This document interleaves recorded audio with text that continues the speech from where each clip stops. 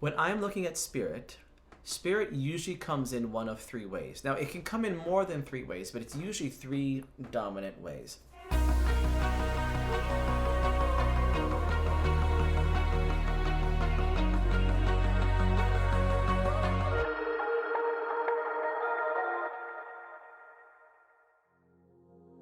So, I was having a conversation with an actor, and this actor was trying to get their character to connect to the experiences of the life experience that this actor had actually gone through.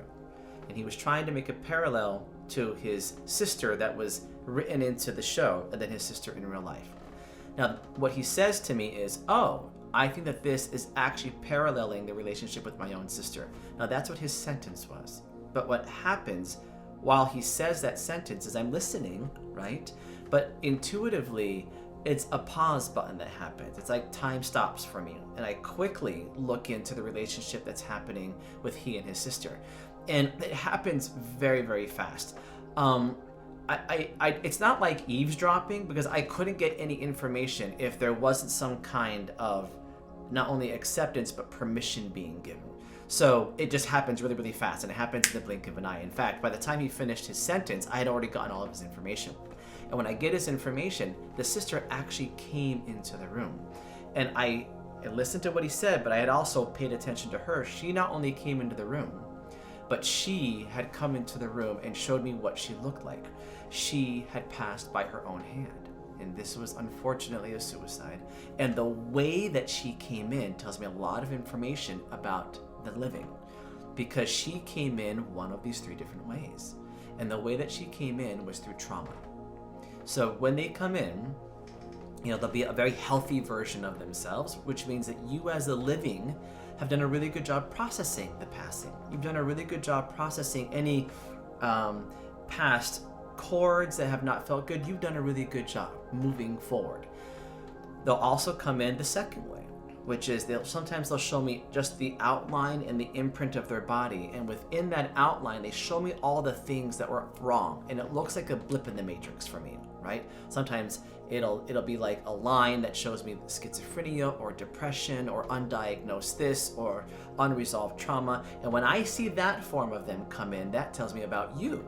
It tells me that you have not practiced compassion, and you have not practiced understanding, and you are not yet at a place of seeing them come through without feeling some kind of like, well, I haven't processed this information yet, right?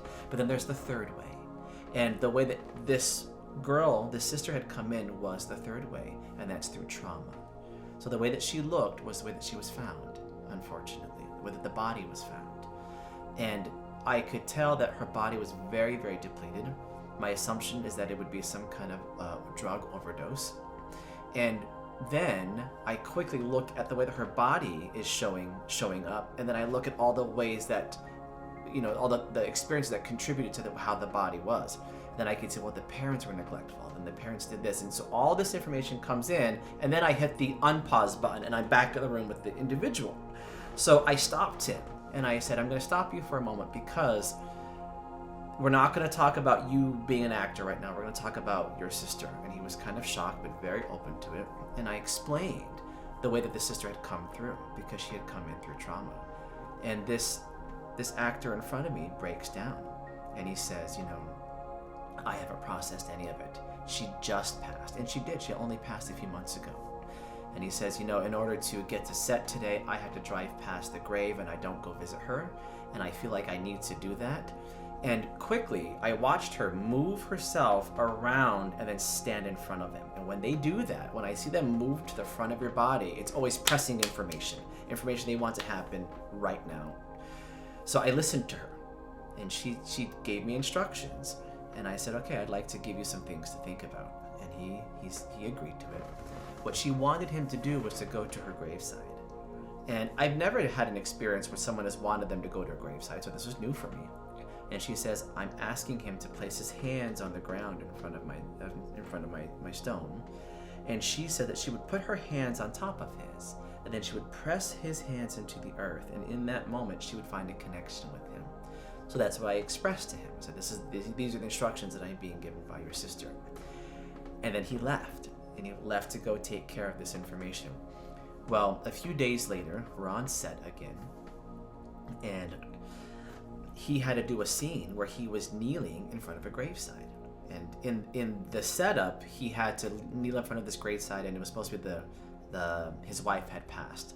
So, the cameras call rolling and action, and this actor was immediately very emotional. Not because he was acting, but because he was feeling. And I watched the scene progress, and then I'm watching him have this experience, and we don't call cut. We continue to run the scene again. We run it again. And we don't call cut because something was happening. At the end of the scene, cut happens, cameras move, and I take the actor and I said, let's have a conversation. And I said, do you know why I didn't call cut in that scene? He goes, yeah.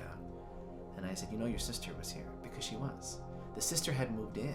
So between the actor and the tombstone, the sister had moved into the space in between. And he says, I know that she was here. And I, as the educator in me, I said, well, how do you know? He goes, because I could feel her. And I said, and how did she look? He says, she looks completely different. And she did. She had moved from trauma. She had moved from being in that state of trauma to being in a state of very, very bright. And then he continued to speak. He says, I had never, ever thought about trauma this way.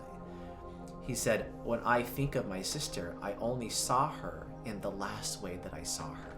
It's like I could only see the corpse. I could only see this body, this depleted, hurt body.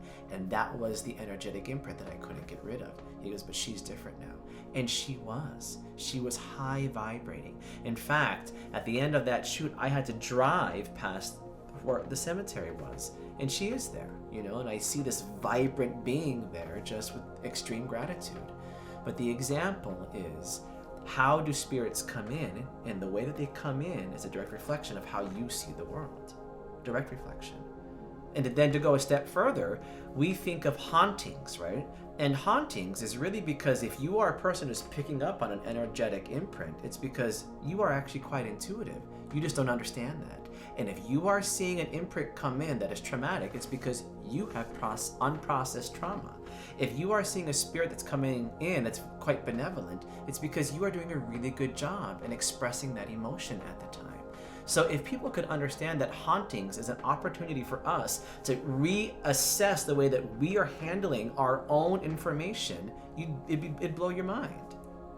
So I don't think that most places that people think are haunted are really not haunted. Not for me. That's not the language that I would use. So if there is a young child who is picking up, because like, for example, when I was 3, the very first energetic imprint that I got was a woman who had committed suicide. And she had died in a really horrific car accident that she had caused. Now I'm 3, and I don't have the understanding of what any of that is.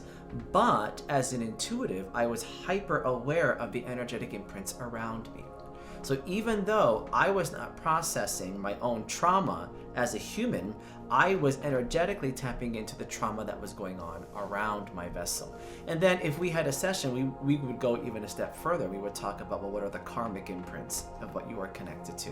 And that's a whole other conversation that is quite challenging and exciting to have, depending on the way that you understand karma. And my understanding is karma of a very specific way, but you might understand it differently. So we could work together to figure out how you understand that. But the answer is, a child who picks up on a traumatic spirit that's coming through isn't necessarily about that child, but it is scary for that child, right? So maybe that child is working on their fear elements at that moment.